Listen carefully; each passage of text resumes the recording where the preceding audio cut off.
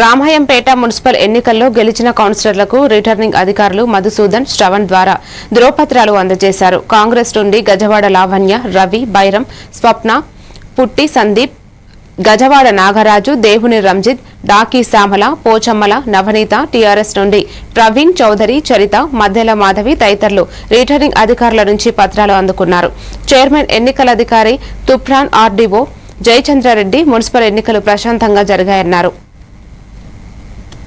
ఎన్నిక చేపట్టడం అంతా కూడా ప్రశాంతంగా జరిగిపోయింది. ఇక మిగిలింది చైర్మన్ అండ్ వైస్ చైర్మన్ సంబంధించిన ఎన్నికకు సంబంధించి వాళ్ళందరికీ కూడా సోమవారం నాడు 11 గంటలకు ప్రమాణ స్వీకారం ఉంటుంది. 12:30కు ఎన్నిక చేపట్టడం జరుగుతూ ఉంటుంది. దానికి సంబంధించి ఏర్పాట్ల కోసము ఆ ఎన్నిక నిర్వహించడం కోసం జిల్లా కలెక్టర్ గారు రామాయంపేట మున్సిపాలిటీకి ఆర్డీఓ తుప్రాన్ నన్ను ఆథరైజ్డ్ ఆఫీసర్గా ఇచ్చారు. కాబట్టి నేను ఈ రోజున వాళ్ళందరికీ కూడా నోటీసులు ఇవ్వడం జరిగింది. సోమవారం నాడు 11 గంటలకు రమ్మని, అట్లే 12:30కు సమావేశం ఉంటుందనేది.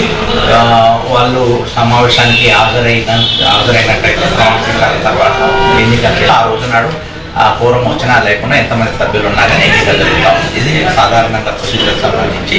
సో రామాయంపేటలో ఎన్నిక చాలా ప్రశాంతంగా జరిగింది.